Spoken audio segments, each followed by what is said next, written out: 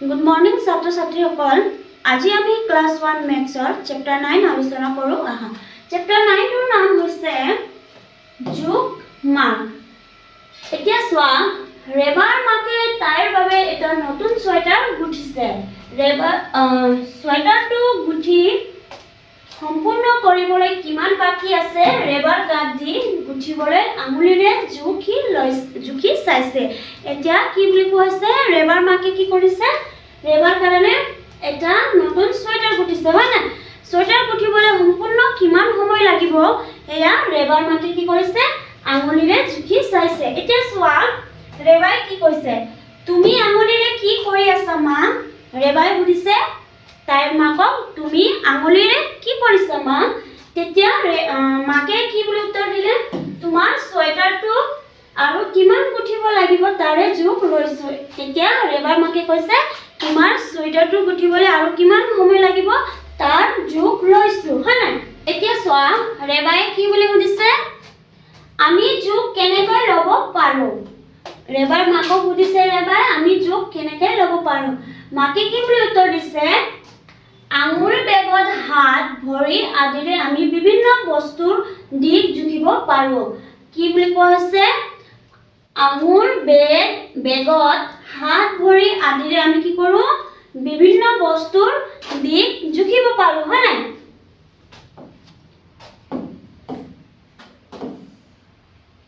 এতিয়া চোৱা, ইয়াত উদাহৰণ দিয়া হৈছে, আঙুল, বেগত হাত, ভৰি আদিৰ জোখ চাওঁ। এতিয়া চোৱা, আঙুলিৰ যোগেদি জুখি চাইছে, হয় নাই? এনেদৰে আঙুলিৰ যোগেদি, যেনে আমি এই আঁচখন কিমান দীঘল এনেদৰে জুখিব পাৰো বা এনেদৰে জুখিব পাৰো। তাৰপিছত চোৱা, ভৰিৰ যোগেদি জুখিছে আৰু হাতৰ যোগেদিও জুখিছে।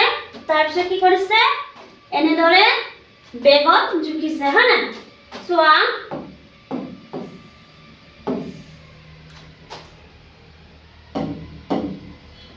জুখি চাওঁ আহা।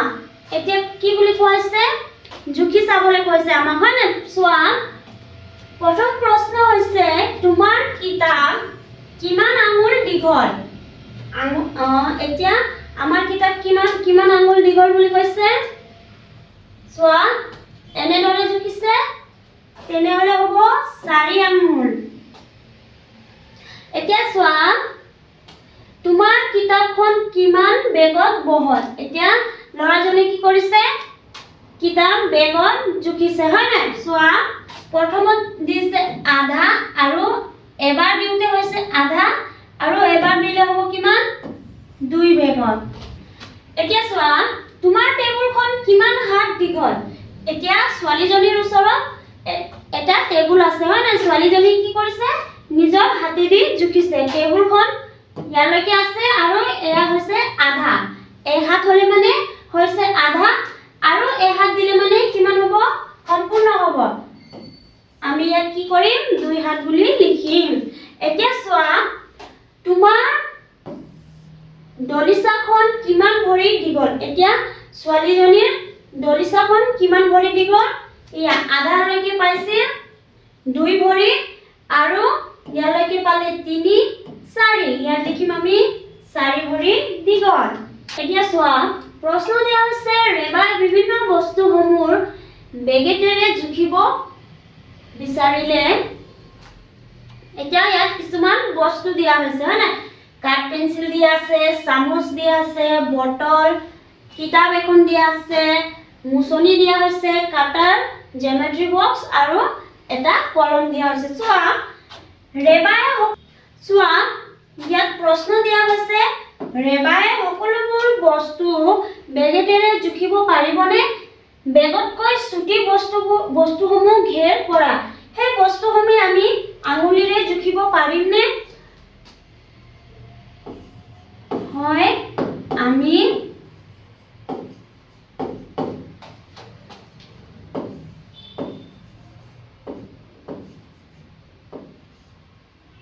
আঙুলিৰে জুখিব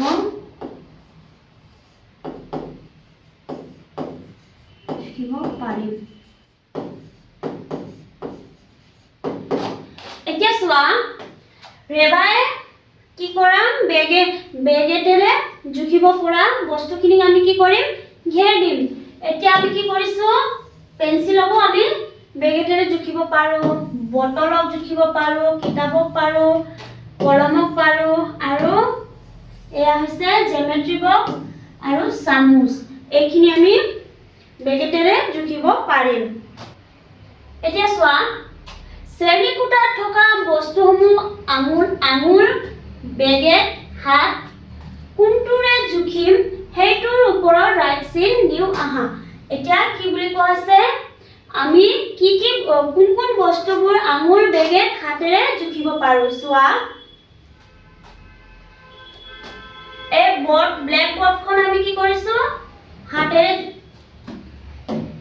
ব্লেক বৰ্ডখন আমি হাতেৰে জুখিব পাৰো আৰু পেন্সিল আমি বেগেটে জুখিব পাৰো এই টেবুলখন আমি কি কৰিম হাতেৰে জুখুম আৰু কিতাপখন আমি কি কৰিছো কিতাপ আমি আঙুলিৰেও জুখিব পাৰো আৰু বেগেটেৰে জুখিব পাৰো আৰু চোৱা ৰবৰ দিয়া হৈছে হয় না ৰবৰ আমি কেনেদৰে জুখো আঙুলিৰ যোগেদি আৰু বটল আমি বেগেট যোগেদি জুখিব পাৰো এতিয়া চোৱা তলৰ ছবিখন চাই কোনটো কাৰ পৰা কিমান দূৰত্বত আছে অনুমান কৰা এতিয়া আমি কি কৰিব লাগিব এই ছবিখিনি চাই অনুমান কৰিব লাগিব হয় না নিজে স্কেলেদি জুখি আমি কি কৰিম তাৰ দূৰত্ব কিমান উলাব পাৰো তোমালোকে বহিত ধুনিয়াকৈ কিতাপত স্কেলেৰে জুখি লবা ইয়াত চোৱা এন্দুৰ আৰু বান্দৰটোৰ দূৰত্ব হ'ব 0 ৰ পৰা 12 0 ৰ পৰা 12 আৰু চোৱা এন্দুৰৰ পৰা হহাটো হ'ব 0 ৰ পৰা কিমান 13 সেন্টিমিটাৰ আৰু ঠিক একেদৰে সমান আছে হহাটোৰ পৰা কলটোলৈ কিমান হ'ব 0 ৰ পৰা 12 আৰু কলটোৰ পৰা বান্দৰটোলৈ হ'ব 0 ৰ পৰা 13 সেন্টিমিটাৰ তোমালোকে ধুনিয়াকৈ কিতাপত নিজৰ স্কেলৰ যোগেদি জুখি লবা এতিয়া চোৱা প্ৰশ্ন দিয়া আছে এটাৰ পৰা আনটো কিমান দূৰত আনুমানিক যোগ প্ৰকৃত যোগ এতিয়া চোৱা মেকুৰীৰ পৰা নিগনি কিমান আঙুল আনুমানিক যোগ মেকুৰীৰ পৰা নিগনি কিমান দূৰত আনুমানিক যোগ আমি দিছো 3 আঙুল প্ৰকৃত যোগ কিমান হ'ব 13 সেন্টিমিটাৰ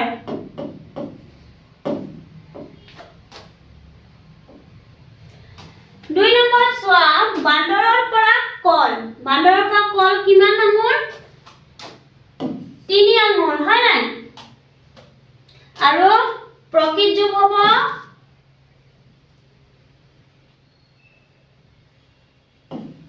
13 সেন্টিমিটাৰ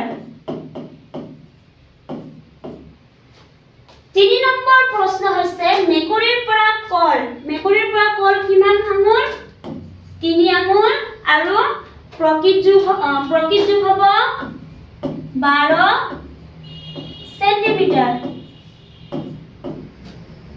4 নম্বৰ প্ৰশ্নটো চোৱা বান্দৰৰ পৰা নিগনি কিমান দূৰত্ব আনুমানিক যোগ 3 আঙুল আৰু প্ৰকৃত যোগ হৈছে 12 সেন্টিমিটাৰ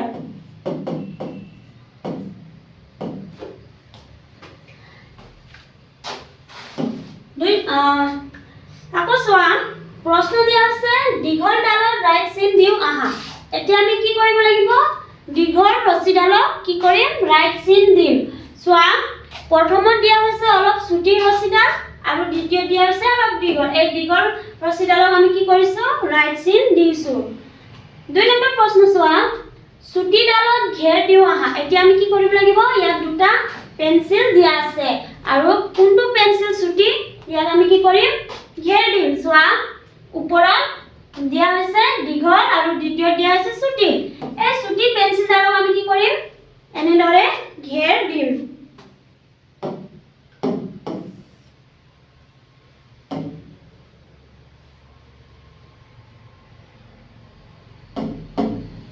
এতিয়া চোৱা আটাইতকৈ দীঘল পেন্সিলডালত মটিয়া আৰু আটাইতকৈ চুটি ডালত বেঙুনীয়া ৰং কৰো আহা।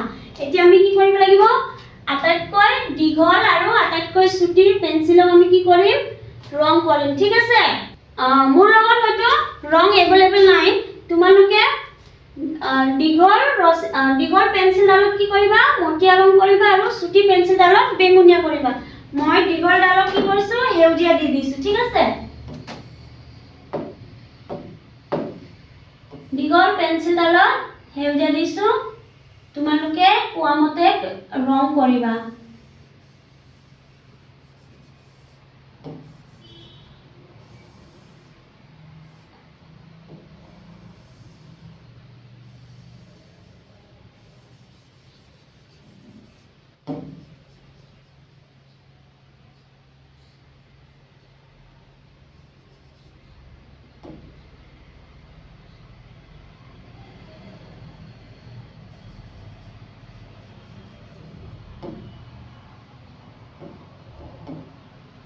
আৰু আমি কি কৰিম চুটি পেন্সিলডালত ৰঙা কৰি দিছো,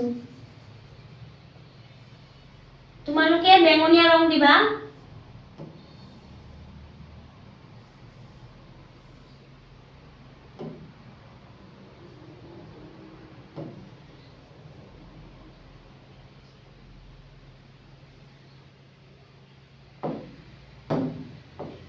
ইয়াত চোৱা প্ৰশ্নত কোৱাৰ মতে মই ৰং দিয়া নাই, হয়তো মই বেলেগ ৰং দিছো, তোমালোকে নিজৰ কিতাপখনত ধুনীয়াকৈ প্ৰশ্ন দিয়া মতে ৰং দিবা। এতিয়া চোৱা প্ৰশ্ন দিয়া আছে কোনটো ওখ কোনটো চাপৰ চাও আহা। এতিয়া আমি কি কৰিব লাগিব কোনটো ওখ কোনটো চাপৰ চাব লাগিব, হয় নাই? ওখ মমবাতি ডালত ৰাইট চিন দিয়া। এতিয়া আমি কি কৰিব লাগিব ইয়াত দুটা মমবাতি দিয়া হৈছে, দুটা মমবাতিৰ ভিতৰত কোনটো ওখ আমি কি কৰিম ৰাইট চিন দিম। চোৱা প্ৰথমত দিয়া আছে এটা ওখ আৰু দ্বিতীয়ত চাপৰ, এই ওখ মমবাতি ডালত আমি কি কৰিম ৰাইট চিন দিম। এতিয়া চোৱা চাপৰ ঘৰত গোল চিন দিয়া। এতিয়া আমি কি কৰিব লাগিব চাপৰ ঘৰত গোল চিন দিব লাগিব, হয় নাই? চোৱা আমি দেখিবলৈ পাইছো এটা ডাঙৰ ওখ ঘৰ আৰু এটা চাপৰ, এই চাপৰ ঘৰত আমি কি কৰিম গোল চিন দিম।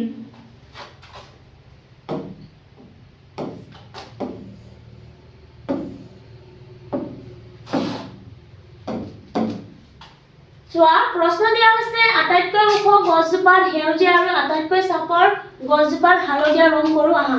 এতিয়া আমি কি কৰিম ইয়াত তিনিটা গছজোপা দিয়া হৈছে, আটাইতকৈ ওখ গছজোপাত আমি কি কৰিম সেউজীয়া আৰু আটাইতকৈ চাপৰ গছজোপাত আমি হালধীয়া ৰং কৰিম।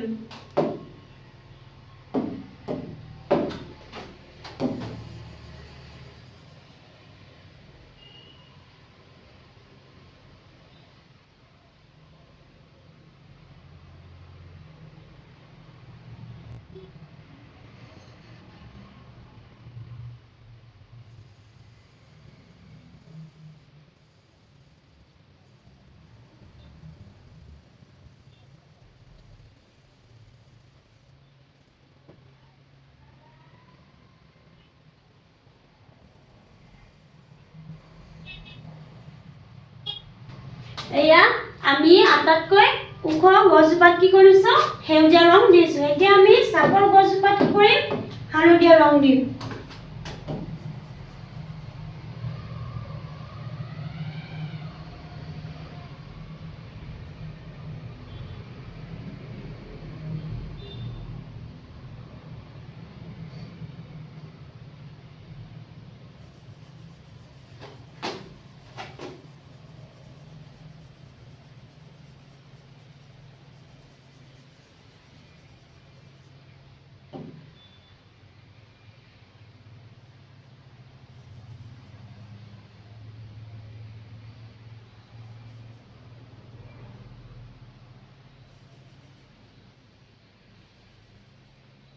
এয়া আমি আটাইতকৈ চাপৰ গছজোপাত কি কৰিছো হালধীয়া ৰং দিছো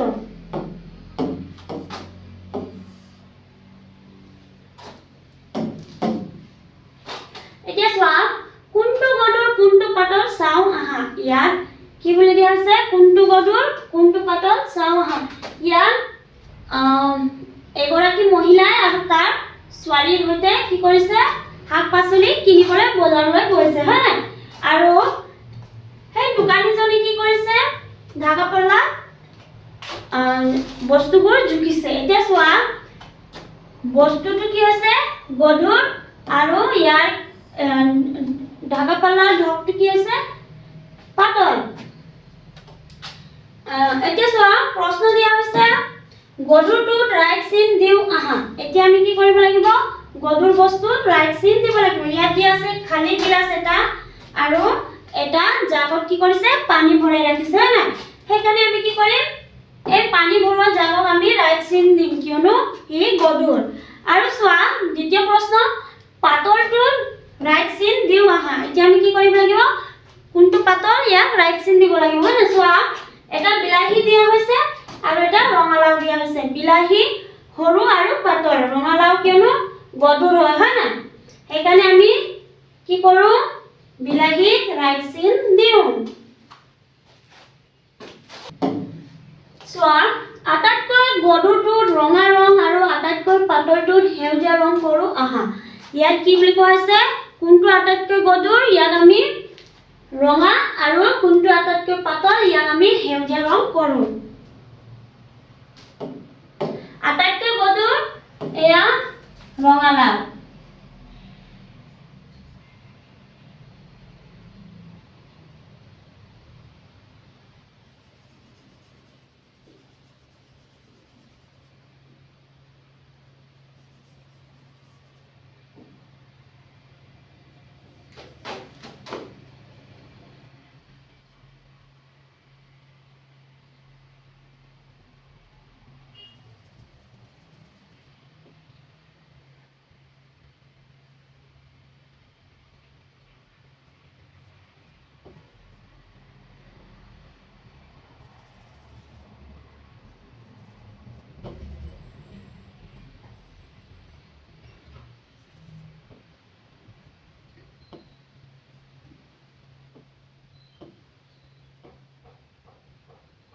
এই আমি আটাইতকৈ গধুৰ বস্তু কি কৰিছো ৰঙা ৰং দিছো আৰু দিয়া আছে ভিন্দি বেঙেনা আমি ভিন্দি আৰু বেঙেনাত কোনটো পাতল ইয়াক কি কৰিম সেউজীয়া ৰং দিম ভিন্দি আৰু বেঙেনাতকৈ ভিন্দি পাতল হয় না সেইকাৰণে আমি ভিন্দিত সেউজীয়া ৰং কৰিম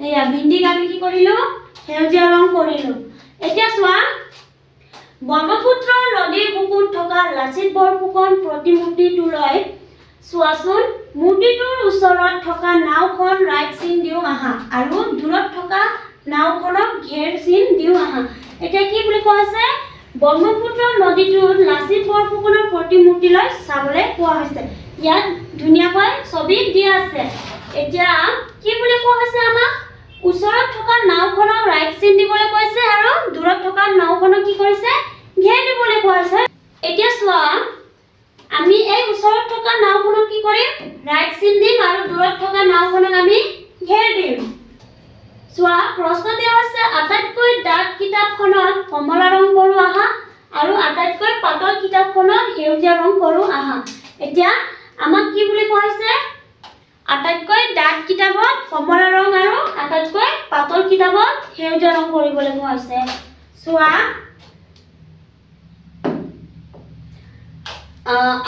ইয়াত তিনটা কিতাপ দিয়া হৈছে আমি আটাইতকৈ ডাঙৰক কি কৰিম কমলা ৰং কৰিম তোমালোকে কমলা ৰং দিবা মোৰ লগত সেউজীয়া ৰং আছে মই মোৰ লগত হালধীয়া ৰং আছে মই হালধীয়া দিছো ঠিক আছে তোমালোকে কিতাপত ধুনীয়াকৈ কমলা ৰং দিবা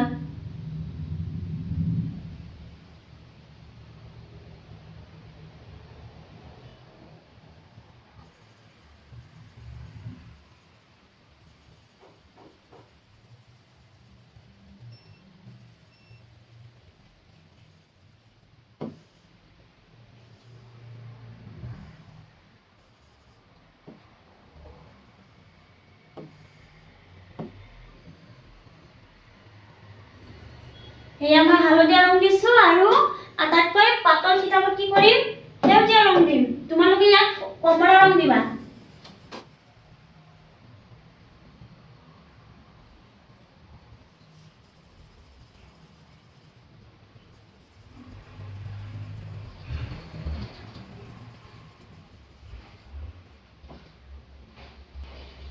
এয়া হৈছে সেউজীয়া ৰং এতিয়া চোৱা প্ৰশ্ন দিয়া হৈছে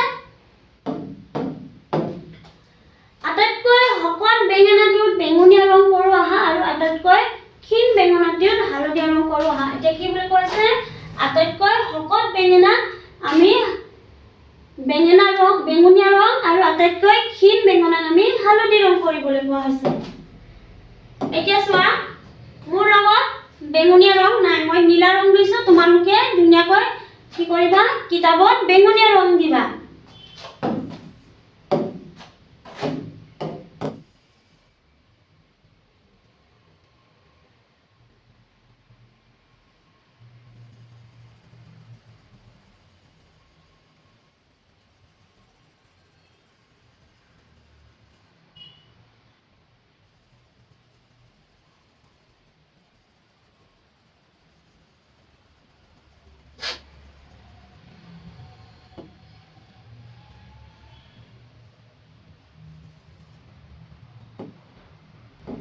এয়া মই কি কৰিছো আটাইতকৈ শকত বেঙেনাটোত নীলা ৰং দিছো তোমালোকে ধুনীয়াকৈ বেঙুনীয়া ৰং দিবা আৰু আটাইতকৈ ক্ষীণ বেঙেনাত কি কৰিম আমি হালধীয়া ৰং দিম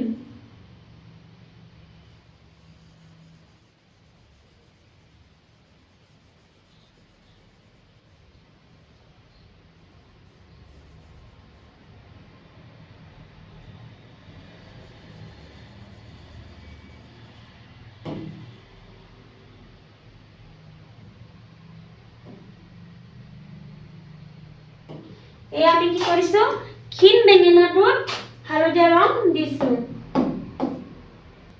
এতিয়া চোৱা কাৰ ধাৰণ ক্ষমতা কিমান চাও আহা এতিয়া কাৰ ধাৰণ ক্ষমতা কিমান চাও আহা লৰাজনে কি বুলি কৈছে চোৱাচোন মোৰ গিলাসটোত বেছি পানী ধৰিছে আৰু ছোৱালীজনী কি কৈছে মোৰ গিলাসটোত কিন্তু অলপমান পানীহে ধৰিছে তাৰপিছত চোৱা এয়া শিক্ষকজনে কি কৈছে তোমালোকৰ হাতত থকা গিলাস কেইটা যিমান পানী ধৰিব সেইটোৱে হৈছে গিলাস কেইটাৰ ধাৰণ ক্ষমতা চোৱা প্ৰশ্ন দিয়া হৈছে প্ৰথম প্ৰশ্ন হৈছে কোনটো পাত্ৰত বেছি পানী ধৰিব ৰাইট চিন দিও আহা এতিয়া কোনটো পাত্ৰত বেছি পানী ধৰিব আমি কি কৰিব লাগিব ৰাইট চিন দিব লাগিব হয় না চোৱা ইয়া ডাঙৰ বালটি আৰু সৰু আছে আমিতো নিশ্চয় জানো যে ডাঙৰ বালটিঙত বেছি পানী ধৰিব হয় না আৰু 2 নম্বৰ প্ৰশ্ন চোৱা কোনটো পাত্ৰত কম পানী ধৰিব ৰাইট চিন দিও আহা চোৱা এটা কাপ দিয়া হৈছে আৰু এটা বালটিঙত নিশ্চয় 10 কাপতকৈ বেছি যাব সেইকাৰণে আমি কি হক দিম কাপত ৰাইট চিন দিম চোৱা 3 নম্বৰ প্ৰশ্ন আছে আটাইতকৈ বেছি পানী ধৰা পাত্ৰৰ নীলা ৰং আৰু আটাইতকৈ কম পানী ধৰা পাত্ৰত নিজৰ ইচ্ছামতে ৰং কৰো আহা এতিয়া কি বুলি কোৱা আছে ইয়াত তিনিটা পাত্ৰ দিয়া হৈছে এই পাত্ৰৰ ভিতৰত আটাইতকৈ ডাঙৰ পাত্ৰত কি কৰিব কৈছে নীলা ৰং আৰু আটাইতকৈ সৰু পাত্ৰক নিজৰ ইচ্ছামতে কৰিবলৈ কোৱা হৈছে এতিয়া চোৱা আটাইতকৈ ডাঙৰ পাত্ৰত আমি কি কৰিম নীলা ৰং কৰিম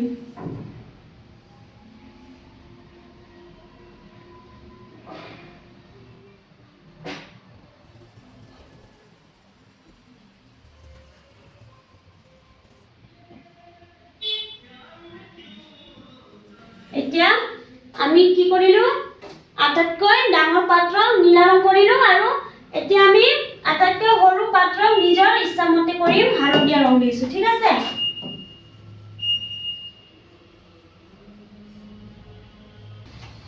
প্ৰশ্ন দিয়া হৈছে আটাইতকৈ গধুৰ বস্তুৰ তলৰ খালি বাকচৰ ৰঙা ৰং আৰু আটাইতকৈ পাতল বস্তুৰ তলৰ খালি বাকচখনৰ নীলা ৰং কৰো আহা এতিয়া আমাক কি বুলি কোৱা হৈছে আটাইতকৈ গধুৰ আৰু আটাইতকৈ পাতল বস্তুক ৰং কৰিবলৈ কোৱা হৈছে হয় না চোৱা আটাইতকৈ গধুৰ বস্তুত কি বুলি কোৱা হৈছে ৰঙা ৰং কৰিবলৈ কোৱা হৈছে এই বাকচত আমি কি কৰিম ৰঙা ৰং কৰিম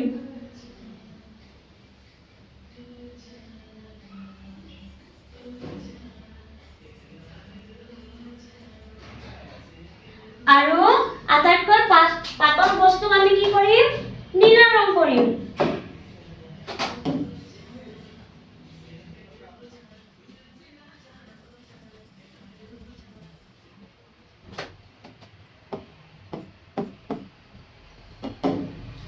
চোৱা 2 নম্বৰ প্ৰশ্ন দি আছে পানীয়ে জীৱৰ প্ৰাণ আমি পানীৰ অযথাকৈ খৰচ কৰিব নালাগে তলৰ কামসমূহ কৰিবলৈ তোমাক কিমান পৰিমাণ পানীৰ দৰকাৰ হ'ব উপযুক্ত পাত্ৰত ৰাইট চিন দিয়া এতিয়া ছবিত দিয়া আছে ছোৱালীজনী কি কৰিছে ব্ৰাছ কৰি আছে হয় না ব্ৰাছ কৰিবলৈ আমাক কেতিয়াও এবাল্টি পানী নালাগে আমাক এমক হলেও পানী জুৰি যায় ঠিক আছে এই কাৰণে আমি মুখত কি কৰিছো ৰাইট চিন দিছো আৰু দ্বিতীয়ত চোৱা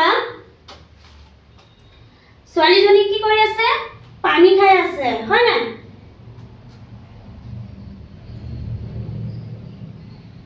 এতিয়া আমি কিহক ৰাইট চিন দিম ছোৱালীজনীয়ে এতিয়া পানী খাই আছে কেতিয়াও সম্পূৰ্ণ জগটোত পানী খাই কৰিব নোৱাৰি সেইকাৰণে আমি কি কৰিছো গিলাসক ৰাইট চিন দিছো ছাত্ৰ ছাত্ৰীসকল আজিৰ ক্লাস আমি ইয়াতে সামৰণি মাৰিছো ধন্যবাদ